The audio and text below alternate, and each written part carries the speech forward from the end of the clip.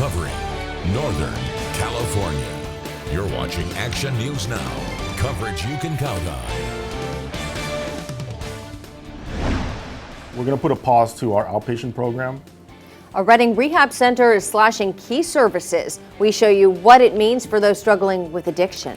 Plus the potential golden mussel mess. It's causing big waves for boaters. We'll tell you what you need to know before you head out to Lake Oroville. But first.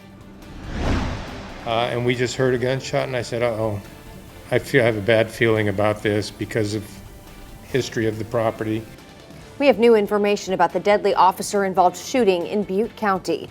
We told you last night when a Butte County Sheriff's deputy shot a woman who they say pointed a rifle at them. They say they tried to save her life, but she died at the hospital. And this happened along Butte Creek Island Road in Butte Creek Canyon. And Action News Now reporter Margot Roche shows us where the investigation stands now. We were aware when we pulled in, but there was literally 17, 18, maybe 20 Sheriff's Department vehicles and other law enforcement. It was a loud gunshot about 2:45 or so.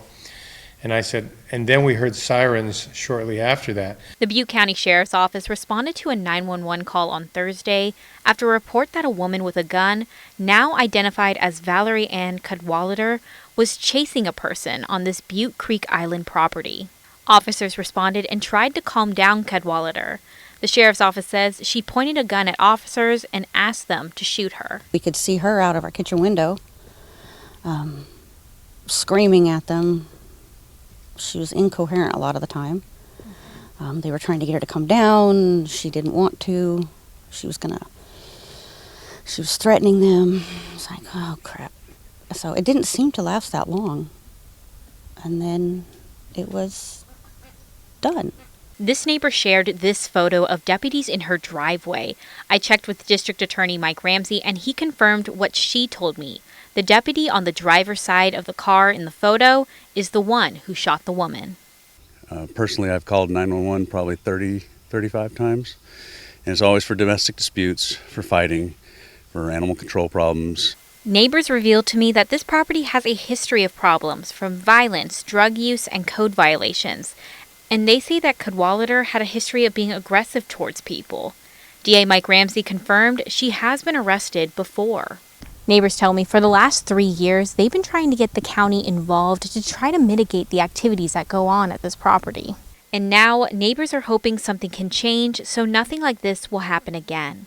You know, it's been an issue for a number of years. Hopefully this is the catalyst that gets the county excited about taking care of it.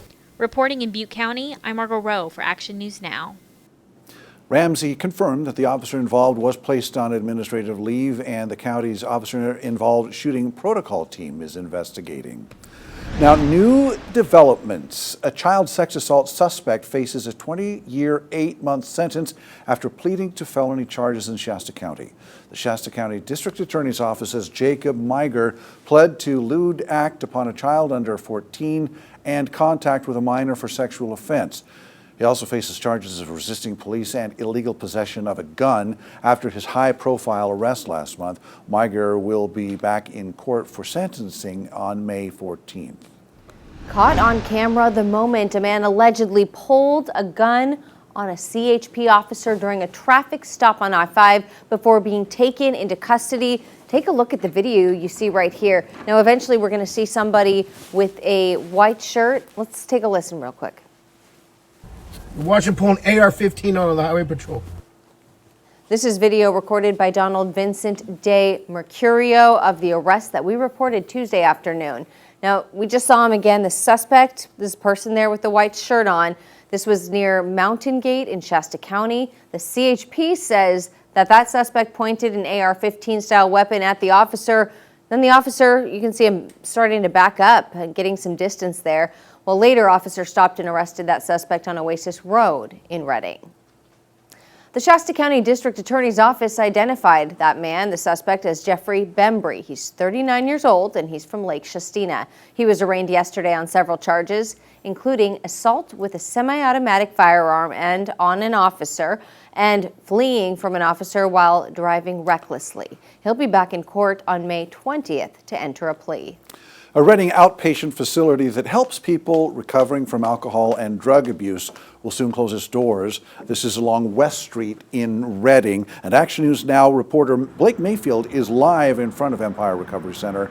Blake, what does this mean for people currently enrolled in that program? Yeah, Alan, for the nearly 45 people that are enrolled in the services here behind me at Empire on West Street, they'll be referred to other service providers. Empire's executive director told me that it's also part of a cost-cutting measure. Even though Empire serves more than 300 people annually, the decision to close the outpatient center comes after declining occupancy and retention rates have impacted the facility's financial status. According to executive director Art Zavia, the outpatient facility will return next year, but in a smaller setting. Their current building here on West Street is nearly 4,000 square feet in size. And because of this, along with the center wanting to put a focus on its withdrawal and residential treatment programs, Empire will be closing the outpatient facility later this spring. We want this to be the very last program they go through, and we let them know that. And so we provide the service, we teach them, we walk them through this process, and then hopefully, like I said, this will be the last time that they'll need this kind of service. Even though the outpatient facility is closing, Empire's main center on California Street in downtown Reading will remain open. Patients who are at the California Street location for withdrawal and residential treatment can stay for up to 90 days. And of course, Empire is always hoping for community donations, that is, through food, clothes, and any other kind of resource that the community would be willing to offer them during this time. Reporting live in Reading, I'm Blake Mayfield, Action News Now. Thank you, Blake. Now, the Empire Recovery Center outpatient facility has been open on West Street for a decade. We're learning more about the Department of Water Resources, DWR's plans to keep golden mussels right here from spreading to the Lake Oroville waterways. Action News Now reporter Nathan Espindola was at the Thermalito After Bay today and shows us what's planned and how some local boaters feel about it. So I don't really think it's going to make much of an effect, but I can see what they were trying to do, but it's just not really a good effect. It's not really a good way to go about it.